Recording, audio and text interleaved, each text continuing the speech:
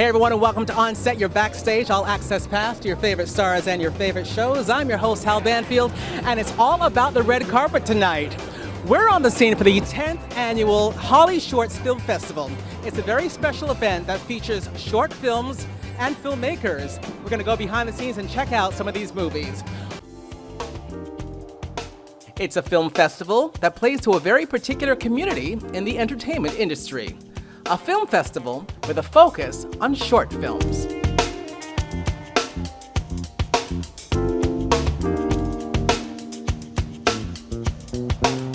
HollyShorts Film Festival rolled out its very short red carpet for this year's festivities. What started out 10 years ago at a modest hole-in-the-wall theater has now taken space at the elaborate TCL Theater right on Hollywood Boulevard. Since its humble beginnings, the HollyShorts Film Festival has grown exponentially over the years.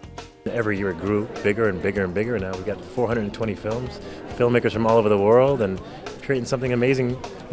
In a town filled with big-budget blockbusters and massive marketing campaigns, HollyShorts speaks more to the creativity and the heart of filmmaking.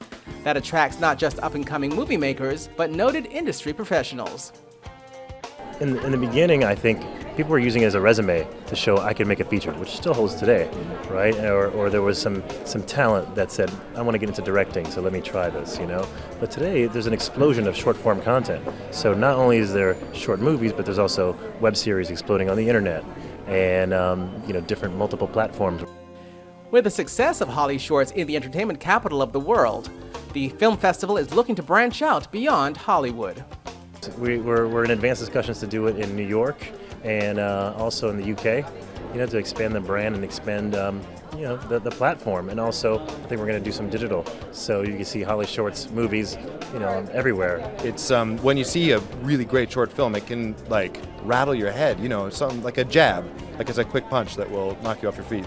It's all about the passion because we don't have the money to do explosions. We don't have the money to get giant ensemble casts. So it's all about the heart. Mine's about walks I used to take with my grandfather. And so it's all about the heart. It's all about my life and what I can put into the film. And hopefully then people will take something out of it and relate to it. And to me, that means the world. I feel great. Good. I'm excited to be here. Good. Yeah, I always feel excited when people see my movie. How do you feel now that you've given birth to this project? Now the whole world is going to get to see it. Validated, because this is my first directorial project, so it feels really good to have a piece of me that's out there for the world to see now.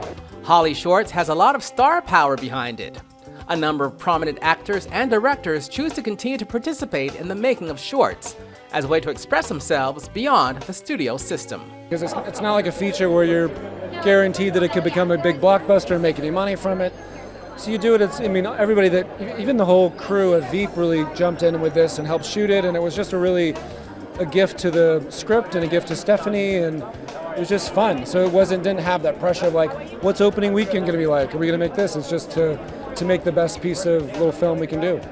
In terms of the mechanics, yeah, it's, like a Hollywood movie, it's like a freight train going down the tracks, and in a great way, But this was more kind of free form and also just a very small group of friends working on it.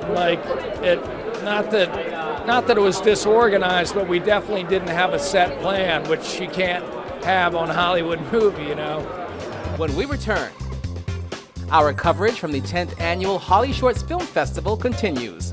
We'll take a look at ways the festival helps aspiring filmmakers with educational forums and workshops. Plus, wonderful, surprising thing for me about going to a lot of festivals is getting to see actually how vibrant the art form is and how great the movies that are coming out are. And we'll feature one of the short films that screened at this year's festival. We'll meet the director of Horton Foote's One-Armed Man. And later, we've got your backstage exclusive look at the gift suite at this year's Teen Choice Awards. There's still more to see on set. Welcome back to On Set, part of your Time Warner Cable community. In 10 years, HollyShorts Film Festival has exploded to become one of the biggest and best showcases of short-form content from around the world. The 10-day event gathers a healthy mix of up-and-coming filmmakers and a number of established industry players. HollyShorts does more than just showcase movies. While screenings are happening at the TCL Theater, across the street, at the Roosevelt Hotel, the festival also works to foster the professional development and skills of filmmakers with an array of scheduled workshops, panel discussions, and networking events. HollyShorts also awards nearly $200,000 worth of production and scholarship prizes. Production companies and vendors offer goods and post-production services to festival filmmakers who walk away with awards like Best Director, Best Commercial, and Best Short. A lucky young aspiring filmmaker who participates and wins in the youth film competition can walk off with a $40,000 scholarship prize to attend the Museum of Fine Arts in Boston. Other sponsors to HollyShorts include UCLA Extension and the New York Film Academy, to name a few. Well, that's how it goes, son. My oldest. You have to cut off what's left. Where's my arm, I said. Mixed up in somebody's bale of cotton, they said. With so many films vying for attention at this year's HollyShorts Festival, how it goes, one son. film certain to get moviegoers talking is Horton Foote's One-Armed Man. The project, which has been making the rounds of the film festival circuit, is a period story that the film's director Tim Guinea believes has themes that are still relevant decades later. One-Armed Man was written by Horton Foote, and it takes place in the 1920s, but there's something incredibly topical about the movie. I think that it touches on employer-worker wage disparity issues and violence issues and racism issues, and even though it's about the 20s, it feels incredibly present to me. Get rid of him. I can't get rid of it. Yes, you can. Use your wits. Tell them I'm very busy. Who knows what may happen? The way they're discovering oil in this county, someday you might look out in that gin yard and see oil wells. I had a dream the other night. Too hot, Nicky.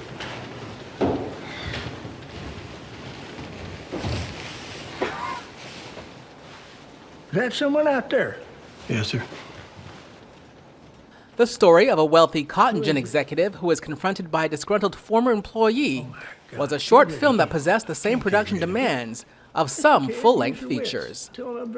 There were huge production demands for period costumes. It takes place pre-electrification in Texas, so we had to find working steam engines to build this cotton gin where the story takes place.